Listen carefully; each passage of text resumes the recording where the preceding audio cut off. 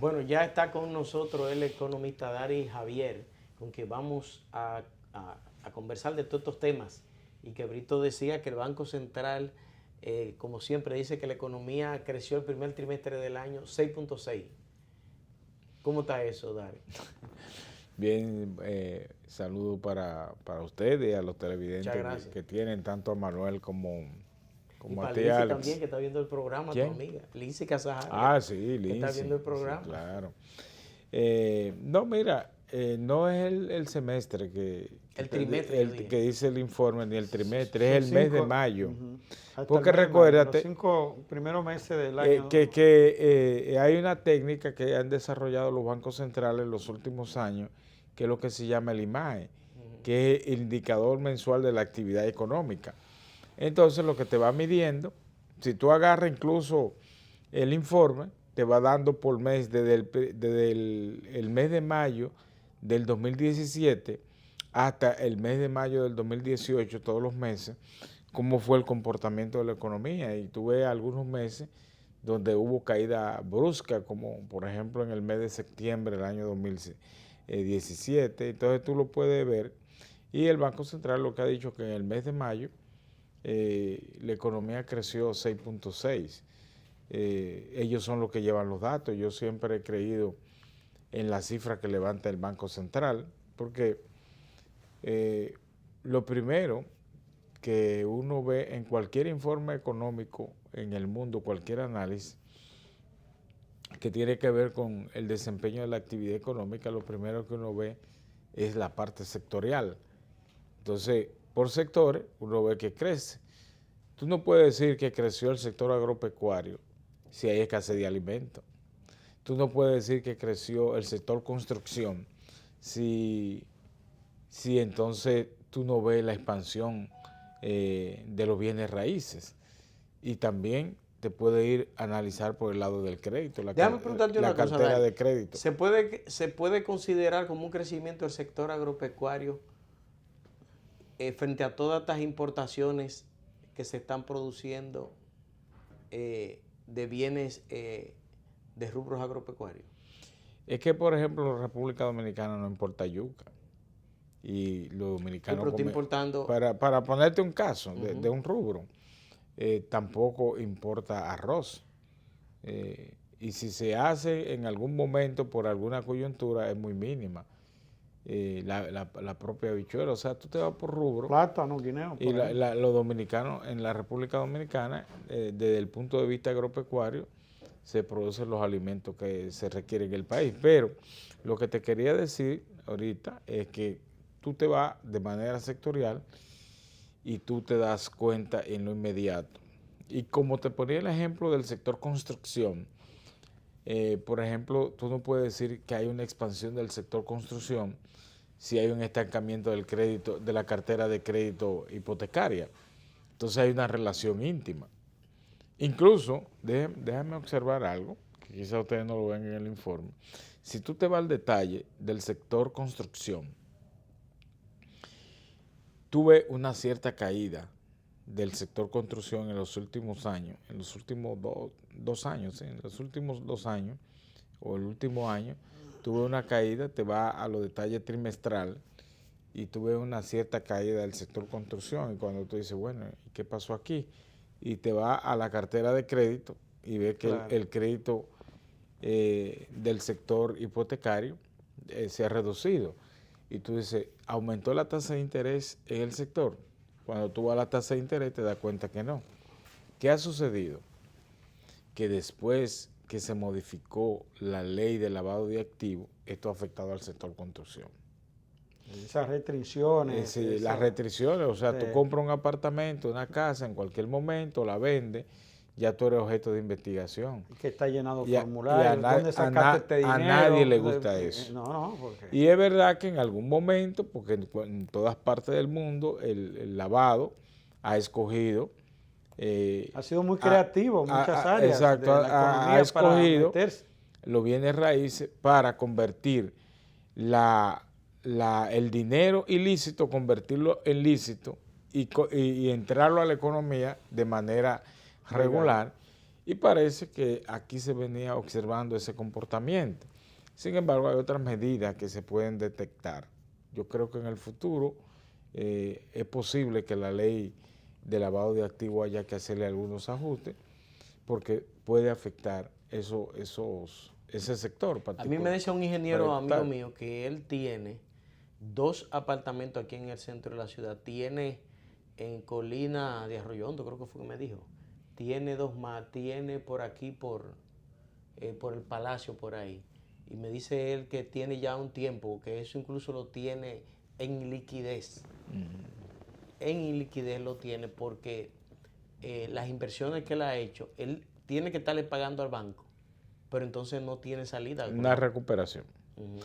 Mira lo que sucede, es que tanto la ley de lavado como la propia Dirección de Impuestos Internos, hay 2 elementos que están lacerando al sector.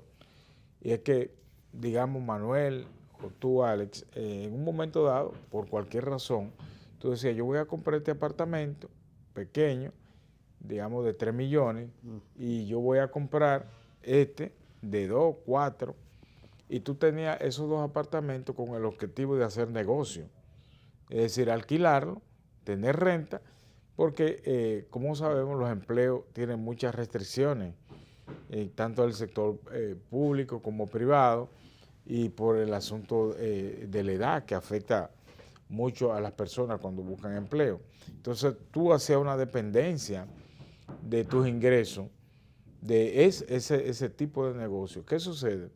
Que la resolución de la DGI que unificó los bienes raíces, Manuel tenía 2 bienes raíces para fines del IPI y para fines de las transacciones impositivas, entonces ya tú tienes que pagar y eso también ha afectado, de manera que yo pienso que son 2 razones fundamentales para hacer algunas observaciones en lo adelante, porque la gente entiende que su iniciativa microempresarial están afectando. Entonces, eso cuando tú ves los informes económicos, tú puedes ir a los detalles. Lo que pasa es que la mayoría de la gente está acostumbrada a leer los titulares de los informes o el primer párrafo que sale en la noticia, pero se refiere el informe al mes de mayo.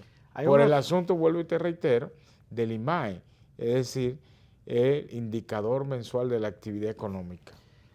Hay un asunto, Dari, y se da a todos los niveles.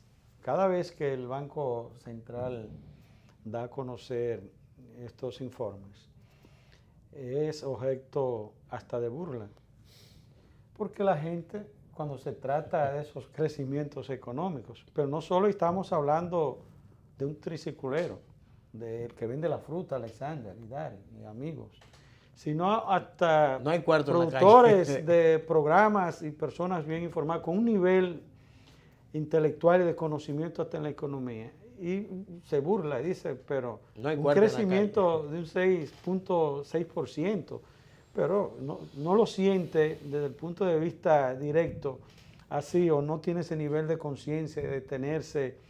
Realmente, ¿cuál es la explicación? Que casi siempre es la misma pregunta en ese sentido que uno se hace y que uno observa la reacción de la gente.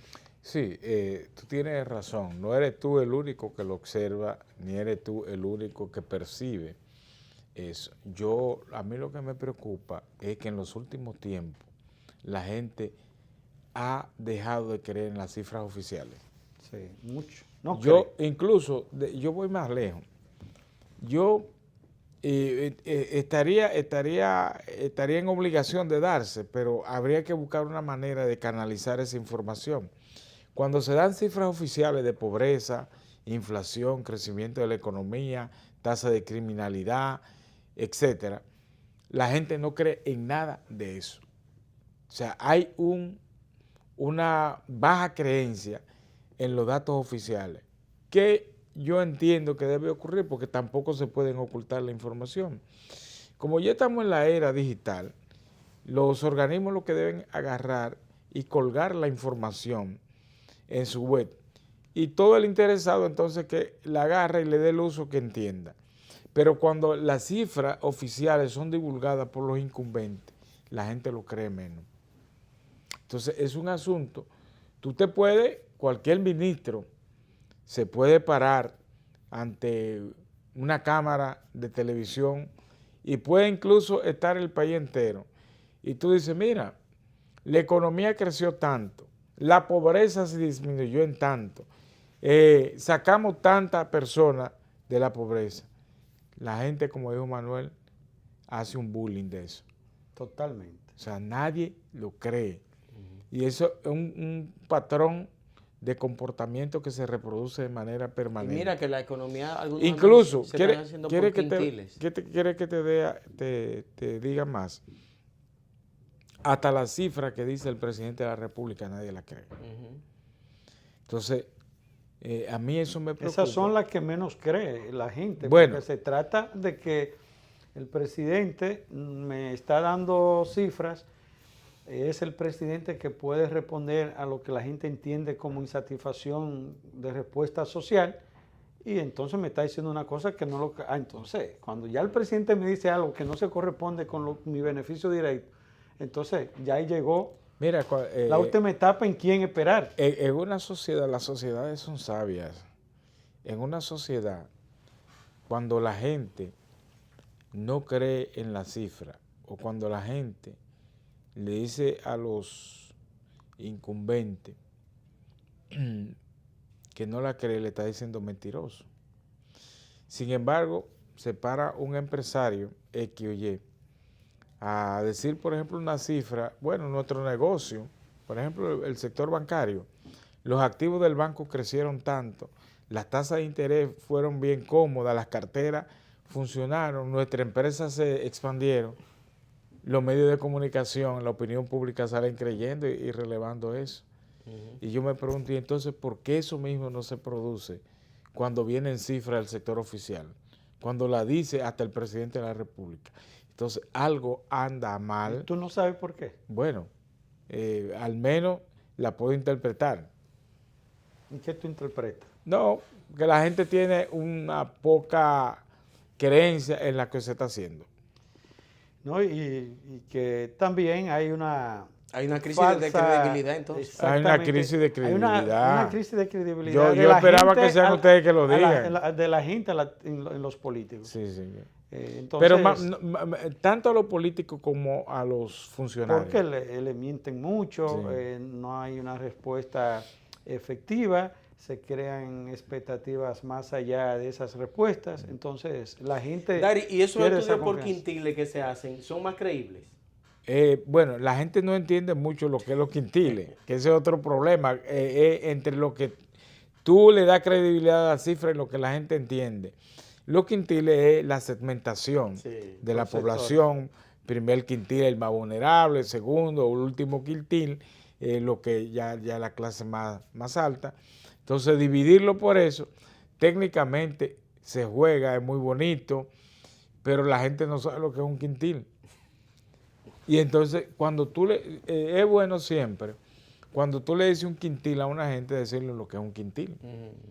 Y entonces ahí todavía se profundiza, se profundiza la crisis de credibilidad. A Pepe Abreu, el amigo Pepe Abreu, de representación de los trabajadores, él usa mucho el quintil. Digo yo, pero usted le ha dado charla a su equipo para que dijeran eso. Pero hay que insistir en eso, que el problema está dado por la crisis de credibilidad en las informaciones públicas.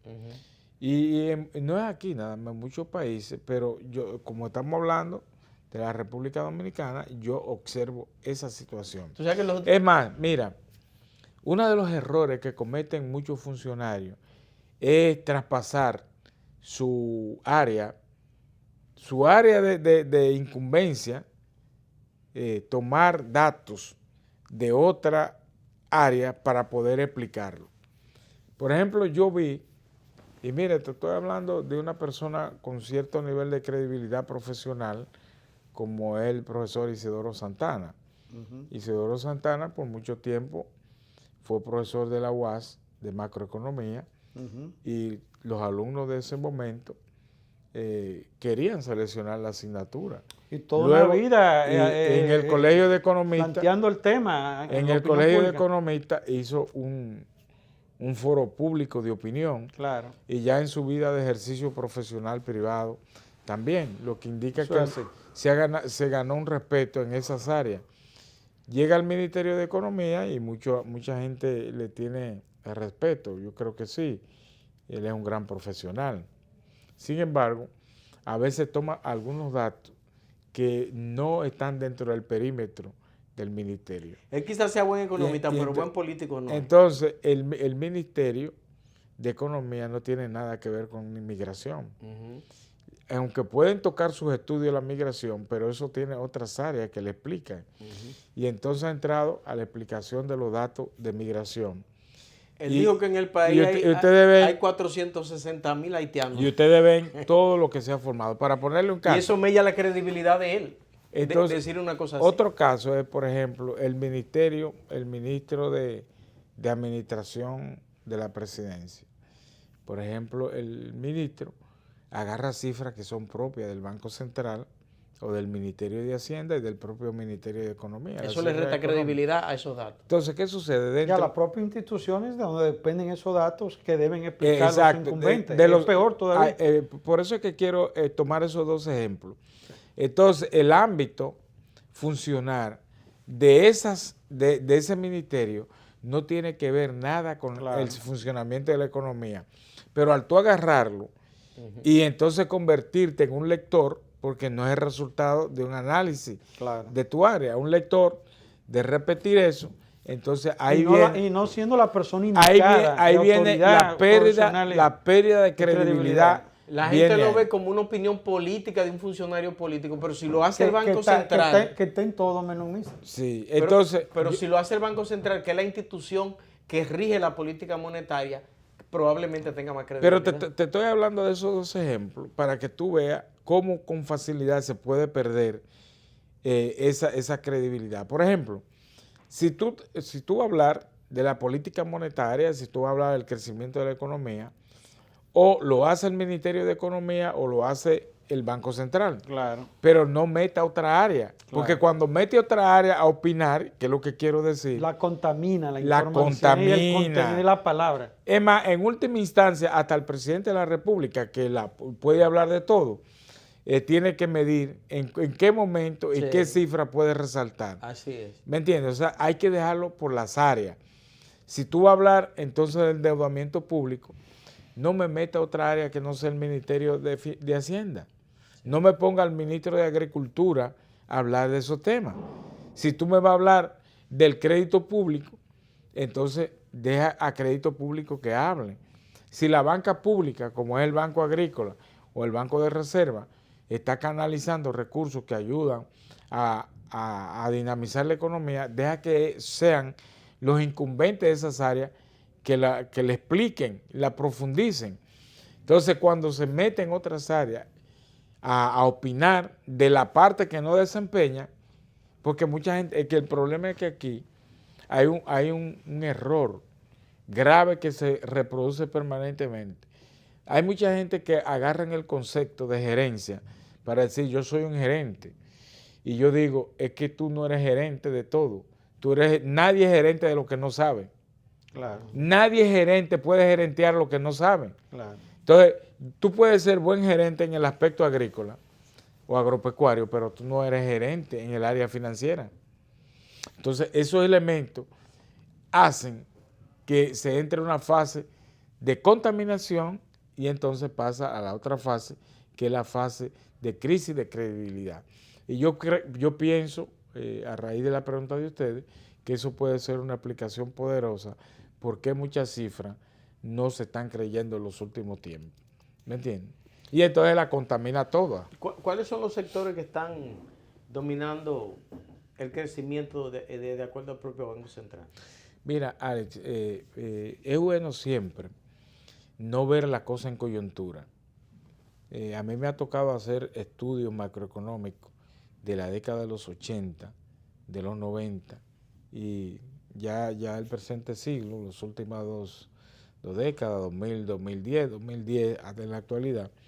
y tú vas mirando cómo va variando la economía del país. La década de los 80, calificada como década perdida, los sectores predominantes fueron los sectores sustitutos. Los sectores sustitutos, zona franca, y con el despegue inicial del turismo, que venían a sustituir al sector propiamente agropecuario, recuérdense la industria azucarera, la agroindustria. Y era lo que pesaba en la economía dominicana. Luego, en la década de los 90, entramos a la fase de las políticas de reformas estructurales. Eso entonces te fue cambiando ciertos sectores. Recuérdense que es la década en que se hacen los desmontes arancelarios fuertes y se hace la reforma tributaria interna más fuerte, más profunda. Y entonces ya los sectores económicos comienzan a variar, comienzan a tener más peso. Ahí entra ya a jugar un rol más importante, no tan solo la zona franca y el turismo, sino las telecomunicaciones, etcétera. El sector financiero, que entra en la fase de las reformas estructurales y se deja sentir en la década ya del 2000, con excepción del 2003, 2002-2003, que vino la crisis bancaria, y ya el resto es historia al día de hoy. La composición sectorial de la economía dominicana es más amplia, y eso es lo más importante. Además, hay dos elementos importantes que ha ocurrido en la economía dominicana en los últimos tiempos. Primero, la ampliación del abanico sectorial, ¿verdad? Más sectores participan de manera determinante en el peso del Producto Interno Bruto. Y el otro elemento importante es que la economía ha crecido. Y aquí tengo que hacer una precisión. En una economía, lo importante es que la economía siga creciendo. Posterior a la crisis bancaria del 2003 hasta el día de hoy, la economía ha crecido en una forma pendular, pero ha crecido. Y eso es lo más importante, porque el problema de una economía es cuando no crece o cuando entra en una fase recesiva. Entonces, si la economía te crece, la economía te está generando los bienes y servicios que va a demandar la población, pero además te está generando empleo y te está proporcionando las recaudaciones y la estabilidad social y política. Y eso obviamente que la garantía de esa economía estable, esa estabilidad, crecimiento. Esa estabilidad macroeconómica se refleja en la estabilidad política y social, como lo hemos visto en los últimos años. Posterior a la crisis del 2003, en lo adelante, el 2006 fue un año muy decisivo en lo que hoy tenemos.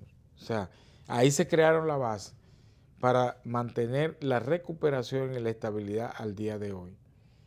Y eso estamos hablando de prácticamente 12 años de estabilidad permanente y crecimiento sostenido, vuelvo y te digo, con fase alta y fase baja. Y eso es lo que importa en la economía de un país, y en este caso de la economía de la República Dominicana. Y ojo, finalmente, sobre eso, si ustedes no lo sabían, la crisis del 2003 todavía tiene peso en la economía dominicana. Claro. Eso tendrá hasta que tengamos república. ¿Ustedes saben por qué? El déficit fiscal. Ahí es que te voy. Eso comenzó con un monto de 85 mil millones de pesos. ¿Y en cuánto te crees que están? Eso sobrepasa los 500 mil. O sea, prácticamente se ha triplicado o cuadruplicado. Pero tú le haces eso y entonces la opinión contaminada te dice, no, ya eso pasó. No pasó. Influye todavía. Dari, los gobiernos del PLD se han caracterizado a propósito del crecimiento macroeconómico que el banco da a conocer por ese crecimiento. A partir del 96 hubo la interrupción de la crisis del 2003 con el gobierno de Hipólito Mejía. No sé cómo sigue un político gravitando en este país. Solo en la República Dominicana se dan esos fenómenos. Y han venido esos crecimientos. Uno se monta en un helicóptero y ve las plazas, todas las cadenas del mundo en el país. Estamos en presencia de un presupuesto envidiable desde el punto de vista de lo que es casi 1.000 millones de pesos, y que eso se ha producido en estabilidad social, crecimiento en democracia. Realmente, ¿cuál es en ese sentido tu opinión? Que el PLD tiene ese modelo para crecer en democracia. Claro, y sobre todo crecimiento en momentos de estabilidad política y social. Eso es lo que digo, incluso hasta cuando en el mundo ha habido inestabilidad económica. En el caso de Hipólito, yo a veces me quedo mirando, porque en términos económicos Hipólito fue una tragedia en la República Dominicana, y como tú dices, que tú te preguntas que cómo sigue Hipólito gravitando en el debate nacional, pero no es, Hipólito entra al debate, o mejor dicho, Hipólito entra al túnel del debate político. Sí. Hipólito entra al túnel del debate político con las luces apagadas y los ojos vendados. ¿Sabes qué significa eso? Que no entiende nada de este momento.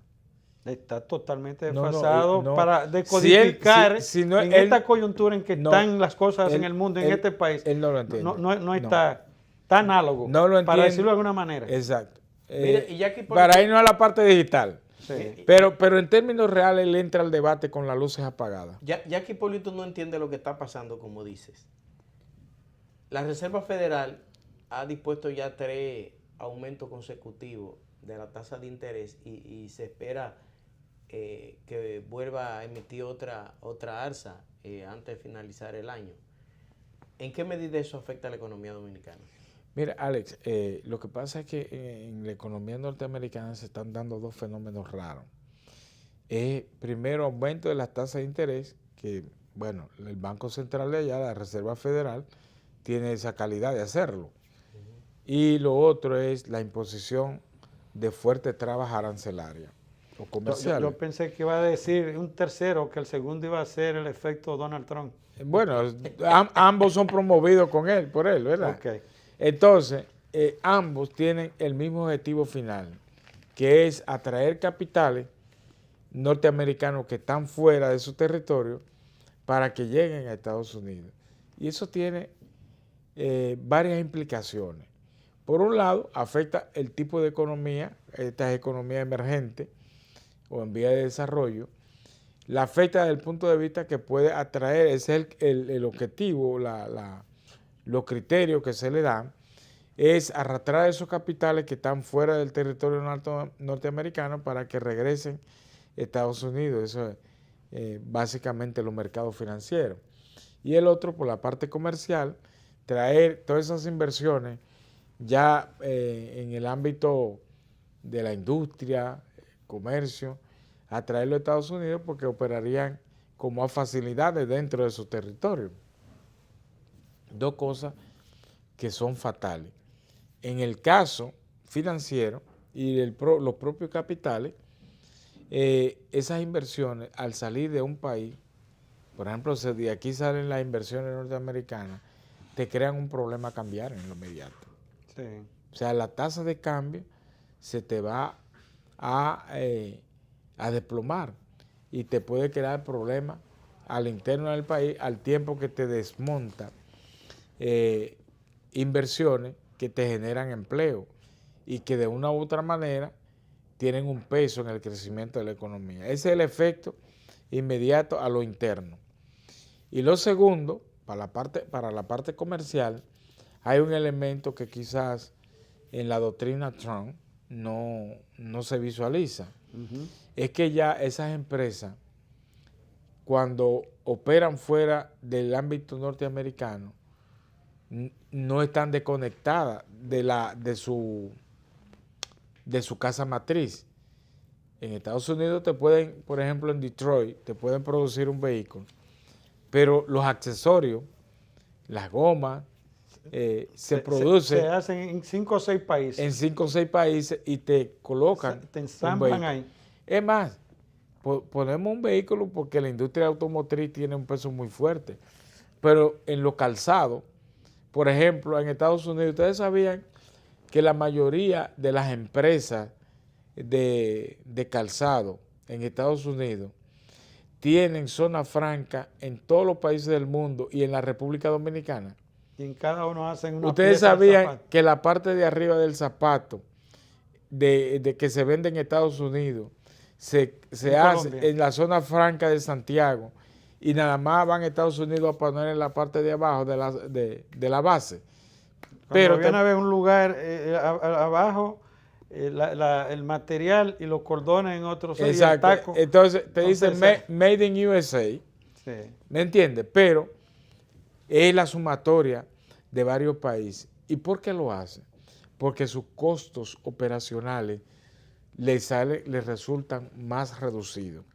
Al resultarle más reducido, yo te pregunto a ti, ¿tú crees que esa gente van a recoger todas esas inversiones y la van a llevar fuera? Harley Davidson se va para Tailandia para reducir costos. No, pero lo que te estoy diciendo es la globalización Sí. de la producción, lo que técnicamente se llama deslocalización de la producción. Entonces, es una política que Y la marca de origen. desde mi óptica es errada impulsar. Aparentemente parece un nacionalismo económico, y lo es, en el fondo, es lo que desde la campaña Trump le llamó América para los americanos. Sí, un Gracias, proteccionismo Hemos terminado. profundo. Sí. Entonces va rápido el tiempo. No, Sí, es que Temas infinitos. cuando los temas son bien manejados, el tiempo se va rápido. Ya. Así que muchas gracias, Dari. Muy bien. Bueno. Próximamente te volveremos a invitar para que terminemos de conversar de todos estos temas. Nada. Manuel. Buen fin de semana, Hasta el señores. próximo Pasen viernes. bien. Con ustedes será hasta el próximo lunes cuando volveremos en un espacio como este junto a nuestra compañera Lindsay Casajara. Hasta entonces.